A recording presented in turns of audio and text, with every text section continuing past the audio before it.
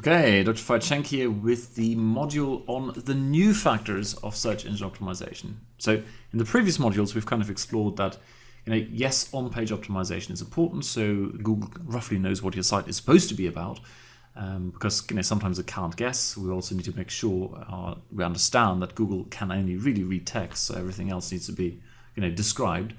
And in terms of off-page, the old currency of ranking was backlinks, and that is kind of on the way out because people have abused the term too much. So the new way is basically something else, and that new thing is a combination of, but really what it is about human interaction. Okay, if Google can somehow observe that humans truly interact with your site, that other humans, not robots, not fakey spammy comments, but real humans interact or talk about your site, then that is an indication that this is a worthwhile site.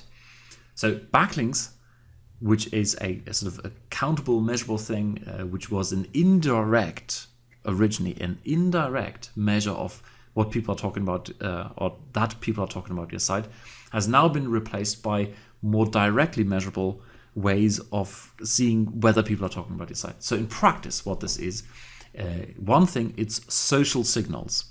Meaning if people in social media circles talk about your website, then that probably indicates that this is a site worth considering.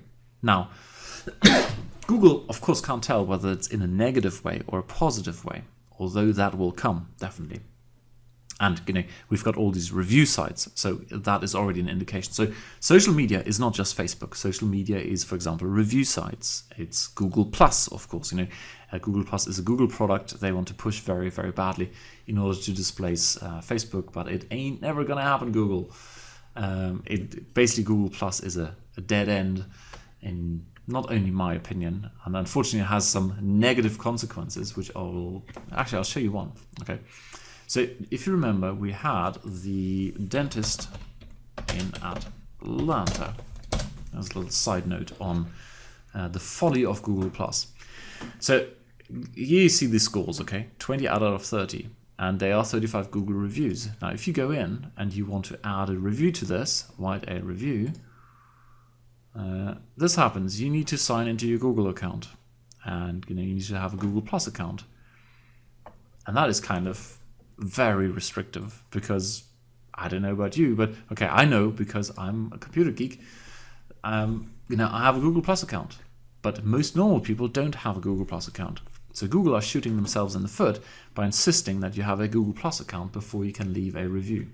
Now, if you're a small business owner and you want to get these reviews because a high score is good, of course, it means extra work on your behalf, now persuading your customers to just set up one of these stupid Google accounts just so they can leave a review. And, you're kind of supporting Google there by, opening more accounts. All in all, a very stupid model, in my opinion, by putting that artificial barrier in there between genuine reviews and, and now you kind of stop by having to set up that thing. Anyway, that is the side note.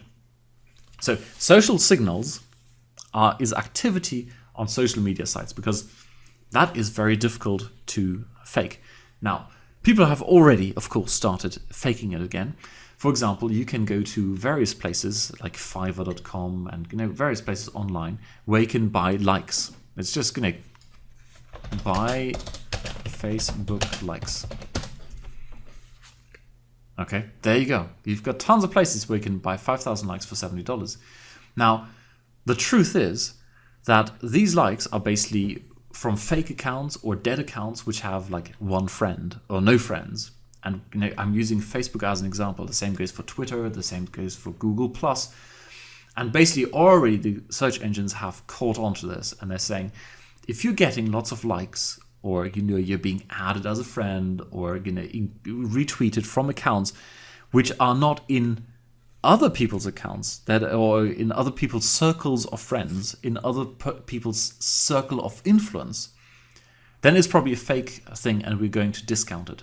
So if anyone ever offers you to, hey, I'll get you all these likes and I'll get you all this kind of stuff, very cool if it's from real people who have real friends and who are sharing real content and who are really influential, then that's wonderful. But reality is all this cheap crap you can buy, excuse my language, is basically from automated accounts, from robots, from little programs that set up these accounts, and they're worth absolutely nothing. In the beginning, until Google figured out how to do it, it kind of worked, and now that's already on the way out again. Alrighty? So when you look at social factors, basically the answer is you're going to have to set up a real social media presence. You have to set up a Google Plus account. Unfortunately, like I showed you, Google's kind of forcing you. Okay, if you want the influence of Google Plus, you need to kind of set that up, and then you need to be semi-active on Facebook, on Twitter, on YouTube, on Pinterest, all these kind of things. And of course, it depends on your market, on your niche. But some social activity is definitely better than none, because some activity shows Google that there are real interactions happening, and therefore this is something they need to take into account as opposed to nothing happening. I'll show you one example. No, I'll show you another example, not that one. This one here, already. It's a tool we've developed to figure out how, it's basically not to figure out, to just basically look at the search engine results and have a quick look how optimized various keywords are, and we go into keyword research later on, for different social media sites. So here's an example where I've looked at RV financing and internet marketing blog, okay? And when I do the search on google.com, what I'll see is this. For RV financing, there are no Google Plus accounts at all. None of the guys in the top 10 have set up a Google Plus account. And if it's not set up, and it doesn't show any of this stuff either. This is just how well kitted out these Google Plus accounts are, as in, are they connected to a Facebook account, are they connected to Twitter, to YouTube, to LinkedIn, alrighty? On the other hand, this keyword here, internet marketing blog, you see that a lot of people have made the effort. This is a market where Google Plus is used on a regular basis, and as a result, there are lots of people here who have Google Plus accounts. And as you can see here, this guy has everything set up. They're also active on Facebook, on Twitter, and YouTube, and LinkedIn, etc. Typically what happens is when you're in a market where no one else has a Google Plus account and you are the one who does, that gives you a huge boost in the search engines. And it kind of is comparable to the exact match domain boost. So what is that? I'm kind of jumping from social media now to, let me summarize in the previous section. So overall, social media is one of the factors. Okay, remember the overall factor of the new, or the overall approach of the new way of doing this, is to look at where are real humans interacting with this content. And one of those is, of course, social media. Social media, not unfortunately, one of the factors in there, or one of the components, is Google Plus. And Google really wants to push Google Plus. So because they are so keen to push it, that's an opportunity for you. All you need to do is figure out, for my keyword or keywords, is there a lot of competition in terms of Google Plus? If not, I have a real chance of going in there by setting up my Google Plus account, linking it to all the other social media accounts, and then getting some real action going in the sense of getting real friends, real comments, posting real content, etc.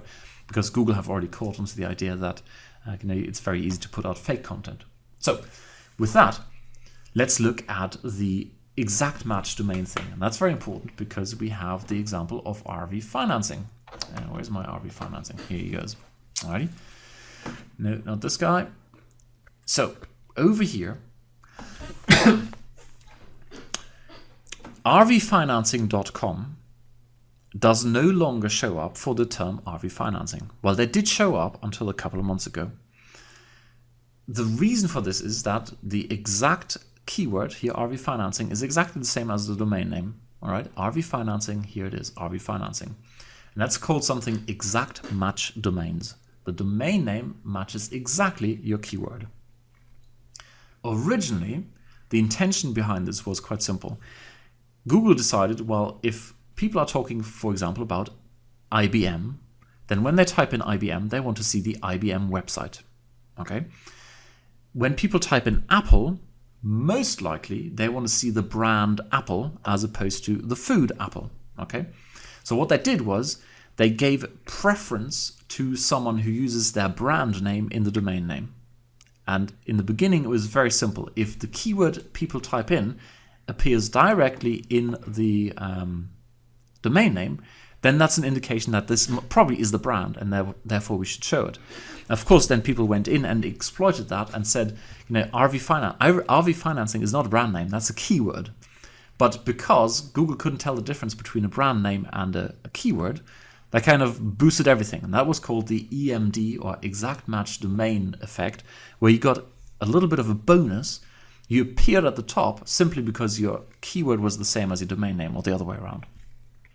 They've kind of taken this away because they've now figured out a better way of figuring out whether something is a brand name or whether it's a keyword, simply by looking at the keywords that are being typed in, etc., etc. Okay, but one of the factors behind it is also they're better at now detecting whether something is a brand by looking at the other types of sites that are linking to this. And unfortunately, that's no longer SEO 101. That's like SEO 202. But to give you an example, if you now have a branded channel on YouTube, which is all about Apple, okay? If I don't know if Apple have their own channel on, if they're even allowed on YouTube. I'm sure Google, being the arch enemy of Apple, have probably banned them from YouTube. But if they were allowed on there, the whole branding of that channel is all about Apple. So if that channel then links to the Apple side, that's an indication that the brand is all about Apple, okay? The same if you publish books using your brand name and they are on Amazon or on Kindle, that once again is an indication that this is a brand as opposed to just trying to squeeze that keyword in there. So that is the overall thing here. The beauty of this is you can now get the similar branding effect, or the similar effect to what you got with the exact match domains, by using Google+.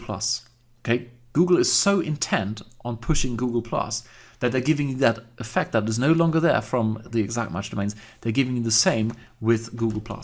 So really, no, not this guy, the other guy, this one here, it truly is worth going in there and setting up this whole social media thing, because you're getting that artificial boost. Now, I kind of mentioned at the beginning, if your site suddenly disappears and is no longer there, here we go. For example, these guys, RV Financing, who used to be at the top, they're no longer there. It's not that they've been punished. It's just that effect of RV Financing, because it used to be an exact match domain, is no longer there. Okay, it's been taken away, and they are now at their natural position as opposed to having that artificial boost.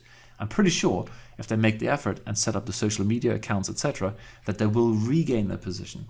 And they have to do something about the backlinks. We saw that earlier. That is a very unnatural backlinking profile. They also need to do something about the size of the site, etc., etc. But they can regain their positioning simply by doing the right things these days. So earlier I talked about, no, not in here. Where's my RV financing site? Oh, that's the thingy. No, we need to go back here. Alrighty, RV financing, here we go. And let's look at these guys. Whatever, low RV financing. I mentioned at the beginning of this module that the new measure is no longer backlinks, but it's human interaction with sites, or real human feedback, if you like. One of those aspects is social media. The other aspect is actually what's happening on your site, okay? So you can think of social media as being the off-page new factor, and what's happening on your page is something else, and that is how much time people spend on your site, okay? If there is relevant content and people come in and spend time on your site, and time on your site means how long can they be on there, and basically the way Google measures that is this way. Say you go to Google and you type in RV financing. You go in here and you click on this site and you decide, oh, that's not for me, and you hit the back button. Now, I was on that site for 1 second. Google knows that because you reappear on this page. You've requested that page again. So now they know, okay, you've bounced back. It's called the bounce rate. Okay, you bounce back to Google and you've done it very quickly. Now that is a signal to Google that this site is probably not a good site to show because it's irrelevant. Okay, and then what's happening over time is this site is being pushed down because people bounce off it so quickly. So one of the things you need to do is make sure you increase the time on site. And that is basically, you do that by continuing the story that's happening here. Like I said in the beginning, the whole SEO, search engine optimization based traffic. The traffic you get from here truly is the holy grail of traffic. Not primarily because it's free, although that is great to have, but primarily because you're continuing a conversation people are having in their heads. Okay, they've got this thing, I want refinancing. Now you've written something here in your title and in your snippet in this piece of text that got them to click. That is the continuation of that story. And now they go in and they land on your site, and now you have to take the next step. You continue that conversation to the next level already. So they have to very, very quickly find out the one message, which is, here is the information you need to continue the conversation. And that's how you keep them on your site. I've seen all kinds of tricks being promoted. Hey, if you put videos on there, you get people to stay on your site. Totally true. Yes, you can increase the time on site by having a video. But if they then bounce back again, bad news, because another factor of this whole time on site is how many pages do they look at. The more pages people explore, the better. Okay, once again, Google knows about this, how much clicking is going on your website, especially when you have tools like Google Analytics. They know exactly what's going on. That means people are looking, finding for information that's relevant. They're looking more and more and more, get more and more information, and eventually phone you up. So a great tip right up front is, if you've got a site where basically you drive people straight to a call to action, that's actually bad. It is unfortunate. Let me put it this way. It's unfortunate because people may have all the information they need and give you a call. And that's it. That's all they need to do. Unfortunately, in the eyes of Google, that means they spend very little time on the site and they quickly bounce back to Google because they're now doing something else. Okay, and in the eyes of Google, that's bad. To give you an example, I used to have a review site where I review individual products, and all that happens is that people go on there, they see this thing, and then they either click back because they're done, or they go and purchase the product, the one I not recommend but review. And that's all that happened. They never click around because all they wanted was that one review. And that's a really bad model to have, because these days it's very important to show Google that people are moving around your site and clicking on various pages. So that is it in terms of the new factors, okay? Forget about the old off page, which is the whole, getting as many backlinks as possible. These days you replace that whole backlinking thing by how do people interact with your site on page and off page. On page is how much time do they spend on there, how much do they click around, and off page is social signals. The more they interact with real people and leave comments and you interact with them, the better. That shows Google there's something truly happening. And in the whole social media universe, unfortunately, if you want Google love, you're best off also playing the Google game, which is Google+.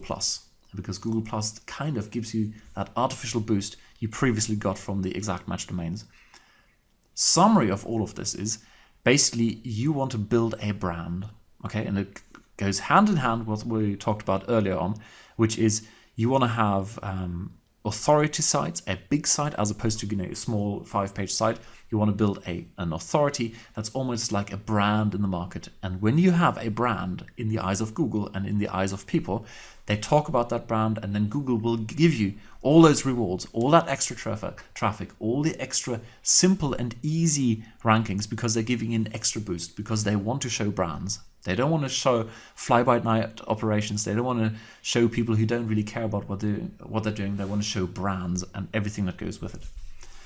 Alrighty, so that is that for the new factors. Now I'm going to show you a couple of examples of bad ways of doing all of this and good ways of doing this, and then we wrap up with the Google Webmaster Tool, because there's a very important little trick with the Google Webmaster Tool you need to be aware of. Alrighty, see you in the next module.